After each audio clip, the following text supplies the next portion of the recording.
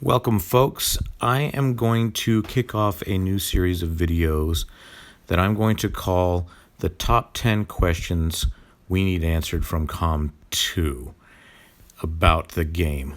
And I don't even know if it's going to end up being top 10, but it's basically top questions that we need answered. Because right now we are making guesses as to how the game behaves without fully understanding what exactly we need to know. So what I'm actually going to do is I will have one question per video, and I'm going to use the video to teach you guys to consider the game more than from just a pure baseball perspective, but also from a perspective of game design and basically kind of a programmer's take or game designer's take on things, so that you can kind of realize that we're dealing with more than just a baseball game, because this isn't real baseball. This is simulation of baseball.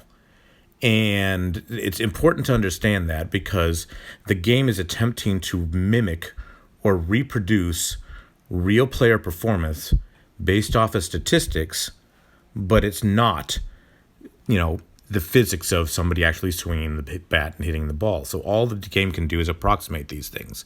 And the way that it does so is through a combination of numbers and ratings on the players, etc. Now, if you consider it from a pure statistical standpoint, and like a baseball fan would, you would think, oh, I just need to know what my player's batting average is going to be, and the game needs to reproduce that. But when you consider the fact that it needs to balance in the batter's behavior with the pitcher's influence on the at-bat, then it becomes a very tricky problem for a programmer to reproduce the behavior. If we eliminate the pitcher from the side from things, it becomes very easy. You take a look at the batter's stats, you roll a percentage against his, how many plate appearances he has and what types of results, and it's very straightforward. But how do you change or adjust those results based on whether or not he's facing an ace pitcher or somebody who basically gives up a lot more home runs? As you can see, the problem gets pretty tricky. So I have experience with other gaming systems around baseball and baseball simulations that I'm going to share with you. And this first video is going to be kind of a foundational video for you to understand some of these concepts, and for us to better guess at what COM2 is actually doing with their game. So question number 1 for this video is, do player ratings progressively scale, or are they tiered in their effectiveness? I'm going to give you examples of both of these, and then I guess after that I'll talk about the gaming systems and how other games have chosen to implement this. So the progressively scaling, what that means, this one's really straightforward. It's what you expect to see from all the numbers that we've been dealing with, the player OVRs, et cetera. We've basically been looking at our players thinking higher is better, right? The 120 is better than 110, and so on down the line. The higher my numbers, better. My player numbers are, the better my player's going to behave. But it's not necessarily true. And I could actually use in-game examples to show you that it might not actually be true. It could be, but we simply don't know, and this is why we need an answer to the question. Okay, so if player ratings progressively scaled, a player with very high eye contact, and then to a certain extent power, would always hit better than lower ones. Now, this is we're going to have to, for the purposes of these examples, we're going to have to factor out skills, because that just throws a wrench into everything. If we went purely on our ratings, the higher the numbers, better, the player would behave better. Okay? Now, we see examples. Let's take a look at, I'm just talking to an empty screen here the entire time, and I guess this video is largely going to be that, but nonetheless, let's let's jump into some players here and take a look at some things that kind of expose the fact that it might not necessarily be that. Now, you should be familiar with, let's just open any old player that I have here. You should be very familiar with the numbers that are exposed here and the fact that you can see that I have players with red numbers, white numbers, and orange, and there are other color scales as well. Now, the answer could be as simple as we have kind of expected it to be, that these are simply visual indicators that, this is good, this is okay, this is bad, right? It could be that. It probably is, but nonetheless, it might not be. These actually could be an indication that once you reach the threshold for turning things red, which I think is 110, you might have reached your peak performance for that number, and that it really isn't going to improve anymore past that. You can see why this is a very important question to ask now, because if suddenly reaching red is all you needed to do, and every point beyond reaching that red level of 110 becomes useless, that completely changes how you level your characters, or your players, how you invest the points or cause the enhancements to reroll and use your grade reroll tickets and all these types of things to redistribute your numbers. So you can see now where the question becomes very important. That would be a tiered approach. Once it hits a certain level, it hits the red level. At orange level, 100 to 110 is going to be orange level, and that's really good, but there's still room for improvement. Then you can tweak things. You can see where this is becomes pretty important. The next example I'm going to show you kind of shows you that they actually do use this to some extent. Let's flip over here to pitches. This player's not a good one to show you. Let's flip over to battle lineup. Let's go over to my pitchers. We'll take a look at this Lester I have here. He's got a mix of A's and S's. So you should be familiar with the fact that your pitchers have various grades. And these grades, once you hit a certain level, it flips from A to S. And we have to assume that the S is going to be more effective than the A. Now, like the rating numbers, location, velocity, all these types of things, these could very well simply be visual indicators as well of the pitch quality.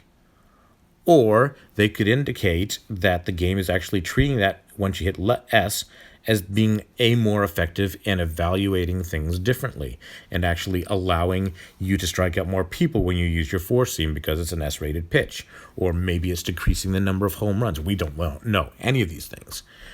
So you could see for all of the numbers that we've been looking at, suddenly we're in a situation where we need to know, are we on a tiered system like the pitches, or are we on a progressively scaling system where more is better? On top of that, we start to get into additional questions that I'll probably end up asking in other videos, but nonetheless, of like, how do we compare numbers? When somebody comes up to at bat, does he use his eye during that at bat, and does that directly compare to a pitcher's whatever rating, etc.? Okay. All that said, now you can see the importance of this question. What type of system are we dealing with? Now that I've posed that question, let me give you a little bit more game design background and pose to you how two different tabletop baseball simulation games that I'm familiar with chose to tackle this. Okay. For the old timers who are watching this video, you may or may not be familiar with a tabletop game. This one goes all the way back to like the 50s, maybe in the 40s. They made this thing. It was called APBA baseball. Basically, it was a boxed game you bought. You bought a particular season. You could buy additional seasons as well. It would provide you with all the teams in the form of a deck of cards, one card representing each player. The player had various numbers on him that were used to determine how his at-bats went. You used dice to roll against these things, and it told you if you got a single, double, whatever, etc. Okay, so I've already told you the primary mechanic. You use dice, you roll it against these numbers on the card, and it would tell you what happened. And notice I've mentioned nothing about the pitching. That particular system was purely focused on the batter, and honestly, I thought it was pretty cruddy because there's no way that the pitcher was ever going to behave or perform realistically like a real pitcher would. Okay? So that was the first system. The second system that I am familiar with was something called Status Pro Baseball by a game company. They're defunct. They got bought by somebody, and I don't know what they do with their games. Formerly known as Avalon Hill. They produce these things called bookshelf games, and Status Pro Baseball was their baseball simulation. Same type of thing. You could buy a set of cards for any given year. Buy an expansion for a given year, and it would give you all the cards for the players. The way that they chose to implement their system was they took each at-bat and they considered it a face-off between the batter and the pitcher, which it is, and they decided that at each at-bat, there was going to be a decision point made where it decided whether or not the pitcher was really in control of that at-bat or the batter was in control of that bat. If the pitcher was in control of that bat, basically he had the upper hand, knew how to, handle the batter better, the results of the at-bat were be driven from the pitcher's card. And on the pitcher's card, you would see singles, all the standard things, singles, walks, strikeouts, maybe a pass ball, stuff like that. But you wouldn't see any doubles, triples, home runs, or any of the really nasty stuff. Basically, the pitcher was able to limit the batter from being effective. Now, if the pitcher was not in control of the at-bat, the batter's card would be used, and that's when you would start to see all the other extra base hits come into play, and the batter could really shine. So you got this system where the pitcher had a chance of being in control of the at-bat, and the better pitchers had a greater chance of being in control of the at-bat than the poorer pitchers did. And so therefore, the poorer pitchers would get beat up more frequently because the batter would more frequently have control of the at-bat. Anyways, so the reason I'm giving you this background is now we need to understand how did COM2 implement the at-bat. We are now in a system where you swing the bat, you're timing your swings, etc., etc. The game needs to, at some point during your at-bat, after you've pressed that button, and I do mean after you press that button, it needs to decide what the outcome of the at-bat is. Now, if it were pure physics, then it would count entirely based on your swing timing and your bat position relative to the ball. But we know that we can't control exactly the height and the exact position of the bat during the swing. Therefore, it cannot completely be based off of physics. So that reinforces the fact that we are in a simulated game, simulating player performance. So it also cannot derive the outcome of the at-bat before you actually apply the swing, because then your swings would be irrelevant. And what's the point of actually having your timing and swinging the bat and playing the game? The outcomes would be predetermined. Therefore, we know the outcome is going to be based off of, if decided after you press the button and swing at the pitch, it's going to have to factor in how well you swung, meaning how good your swing timing was.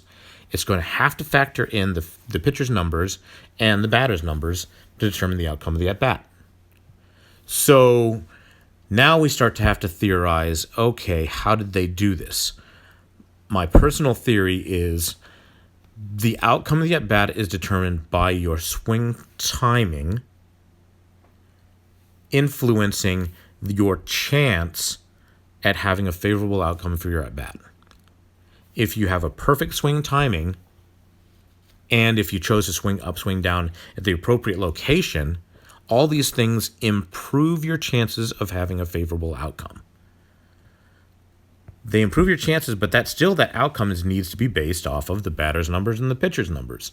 So the game has to do some type of calculations comparing your batter numbers to your pitcher numbers to determine what chance or how much influence your swinging timing has on having a favorable outcome to your at-bat.